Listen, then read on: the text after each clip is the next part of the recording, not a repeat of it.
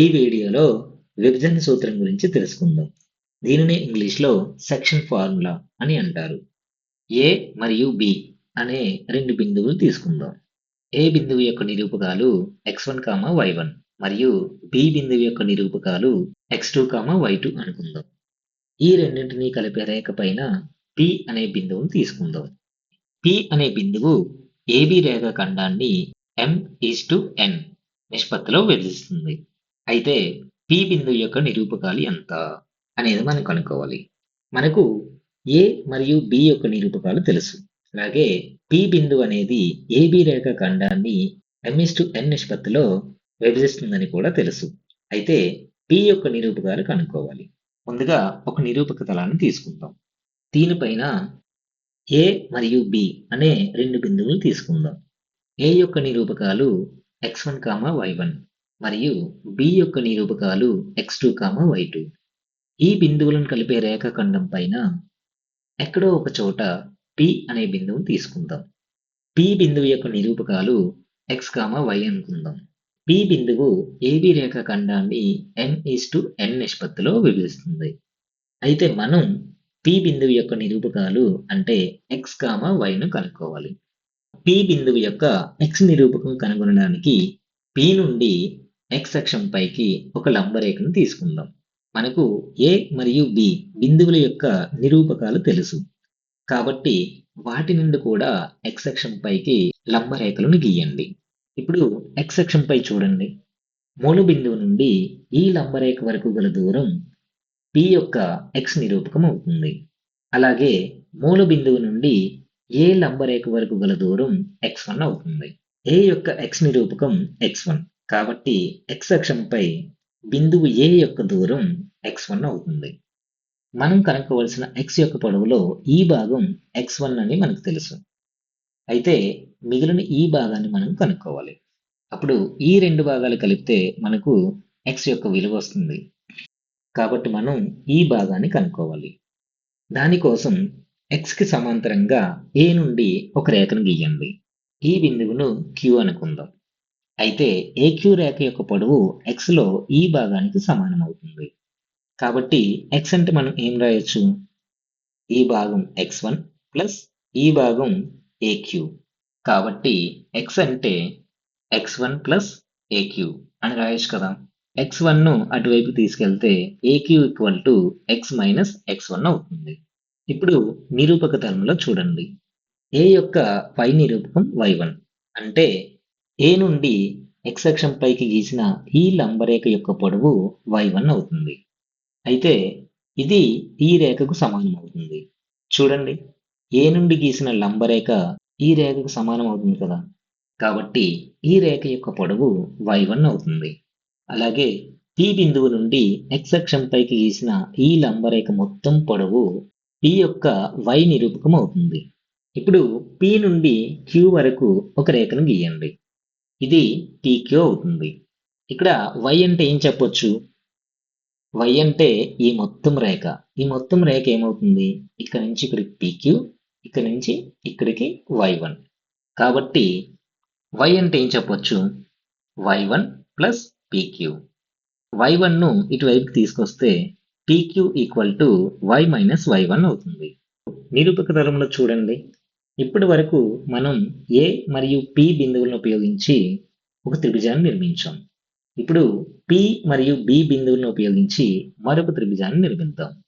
P బిందువు నుండి ఈ లంబరేఖ వరకు ఒక రేఖను గీయండి. ఈ బిందువును C అనుకుందాం. X అక్షంపై చూడండి. మూల బిందువు నుండి B యొక్క లంబరేఖ వరకు గల ఈ మొత్తం పొడవు B యొక్క x నిరూపకం అవుతుంది. అంటే x2 అవుతుంది. అలాగే ఇప్పుడే నేర్చుకున్నాం. మూల బిందువు నుండి ఈ లంబరేఖ వరకు గల దూరం x అవుతుంది. అయితే మొత్తం x2 లో నుంచి ఈ x ను తీసివేస్తే మిగిలిన ఈ చిన్న ముక్క వస్తుంది.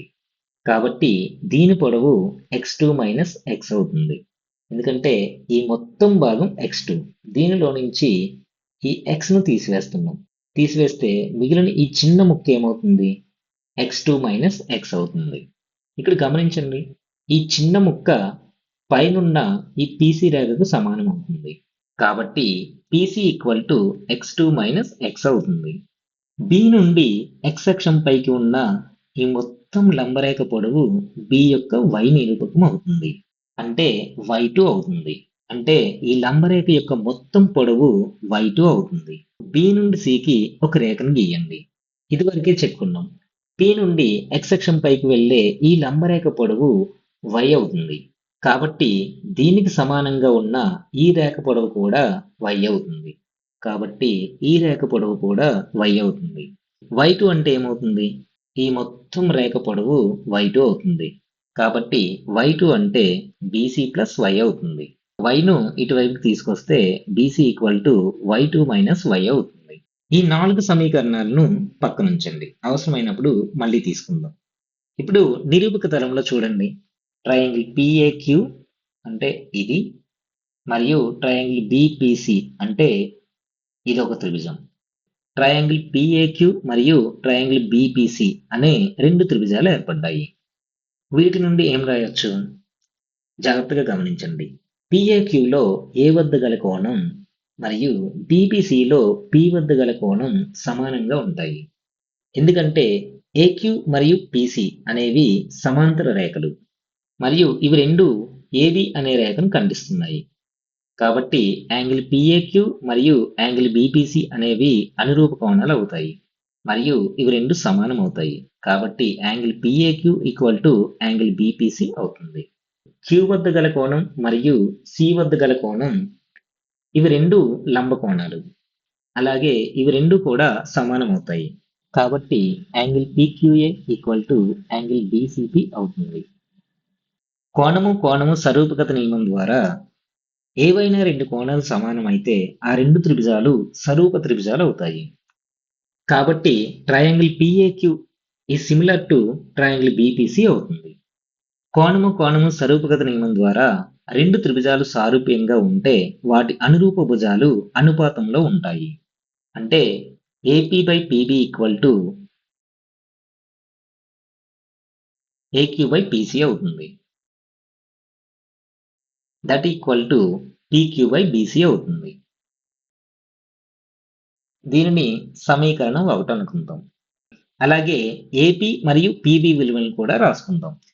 ఈ రేఖ AP అవుతుంది. AP విలువ ఎంత? M.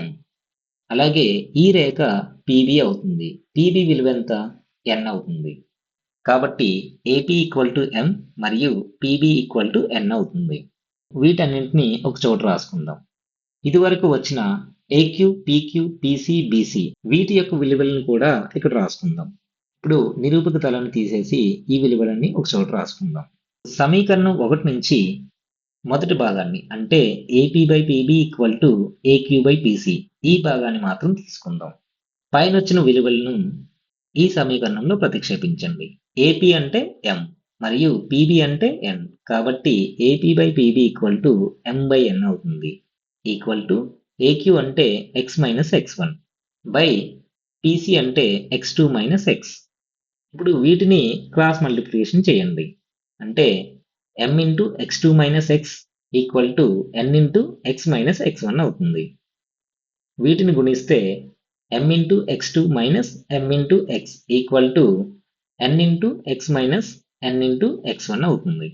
N ఇంటూ X1ని ఇటువైపు తీసుకురండి. అలాగే M ఇంటూ Xని అటువైపు తీసుకువెళ్ళండి. M into X2 plus N into X1 equal to N into X plus M into X అవుతుంది. ఏం లేదు, ఇక్కడ NX1ని ఇటువైపు తీసుకొచ్చాం కాబట్టి అది ప్లస్ అయింది. అలాగే ఇటువైపు ఉన్న మైనస్ MXని అటువైపు తీసుకెళ్ళాం, అది కూడా ఇక్కడ ప్లస్ అయింది. ఇప్పుడు వీటి నుంచి Xను కామన్ తీద్దాం. N plus M into X అవుతుంది. N ప్లస్ M ఇటువైపు Xను గుణిస్తుంది, అటువైపు వెళ్తే భాగిస్తుంది. కాబట్టి X equal to MX2 plus NX1 by N plus M అవుతుంది. ఇది P యొక్క ప్రథమ నిరూపకం అవుతుంది. సమీకరణం 1 నుండి రెండో భాగాన్ని తీసుకుందాం. అంటే AP by PB equal to PQ by BCని తీసుకుందాం. AP అంటే M మరియు PB అంటే N. కాబట్టి M by N equal to PQ అంటే Y minus Y1 by BC అంటే Y2 మైనస్ Y. ఇప్పుడు క్రాస్ మల్టిప్లికేషన్ చేయండి. M into Y2 minus Y equal to N into Y minus Y1 అవుతుంది. వీటిని గుణకారం చేస్తే M into Y2 minus M into Y equal to n into y minus n into y one అవుతుంది. n into y one ఇటువైపు తీసుకురండి. m into y two plus n into y one equal to ఇటువైపు ఉన్న minus m into వైని అటువైపు తీసుకెళ్ళండి. అప్పుడు n into y plus m into y అవుతుంది. n into y plus m into వైలో వైను కామన్ తీద్దాం. అప్పుడు n plus m into y అవుతుంది.